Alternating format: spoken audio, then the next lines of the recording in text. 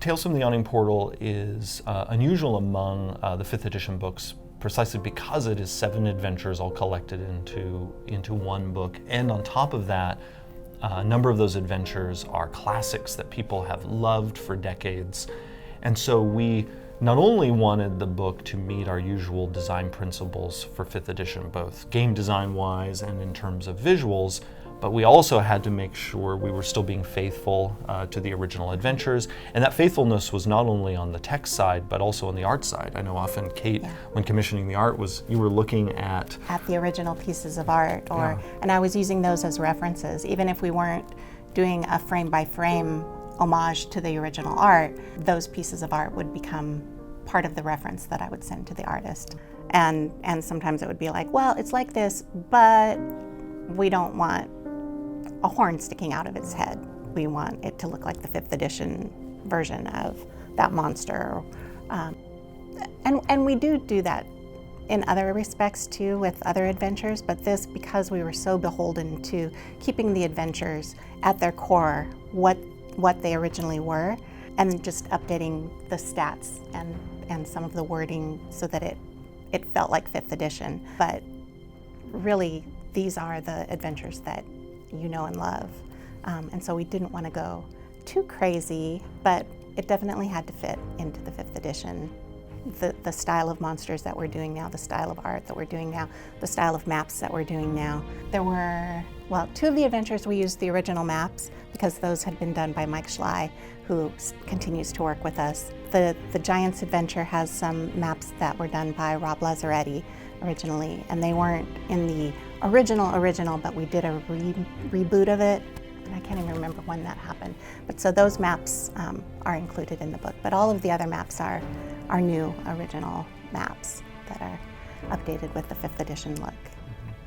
There were things that resonated with people, including people on our team, like, well, this has to be shown because this is the thing that I remember the most, this fight, we have to do this. So there were a lot of things like that where we were really trying to stay true to what people expect. We want to surprise you too, but we don't want to go so far outside with this particular book that you're like, that just didn't feel like Hidden Shrine of Tama-chan. Right. Yeah. We wanted to keep the adventures as close to the original experience as possible. I've gotten some questions of, did we redesign the adventures to be more like a modern D&D adventure? And the answer is we didn't.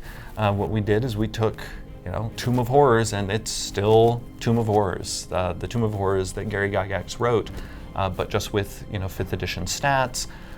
In a few places, some additional clarity, maybe some additional descriptive text to make the DM's life a bit better, and describing a particular room and whatnot. But all of that additional work we did is based on material that was there originally, whether it was text or illustration.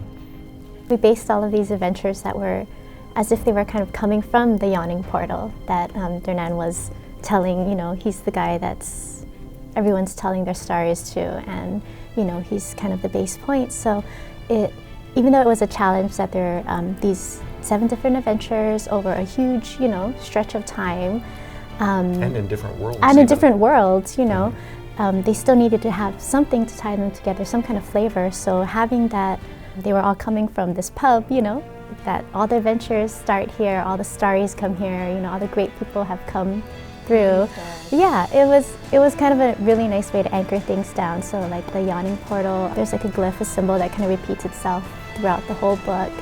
And that was kind of a really happy accident way to tie everything together. Because it's the glyph you came up, that's the symbol of the pub. The pub. Yeah. That's on his little beer stein and everything, so. And I love how you took that symbol, and as you're paging through the book, it's easy to think it's just sort of like almost a rune or something. But if you then go back and you look at the beginning of the book, it's like, wait a second, that's the symbol of the Yawning Portal. That's his thing. Yeah. Thanks for watching this video. I'm Todd Kenrick, and this is Dungeon Life. It's a brand new video series dedicated to Dungeons & Dragons. So we'll have interviews with D&D creators, community members, community spotlights. We're going to have reviews of new D&D products and also tabletop D&D live streams as well. And we really appreciate everyone who sent us messages supporting these videos, and we're going to try to keep on making those videos. We're going to be using Patreon. People that support Dungeon Life on Patreon get early access to videos. They'll get transcripts of the full video interviews, and they'll also get the full video interviews as well to be able to watch all of that content.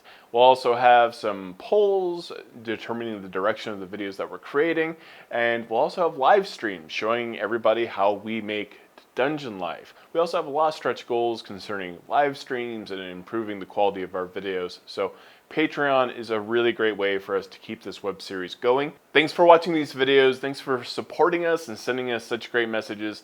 We really could not do this without the Dungeons and Dragons community. So we really appreciate you guys.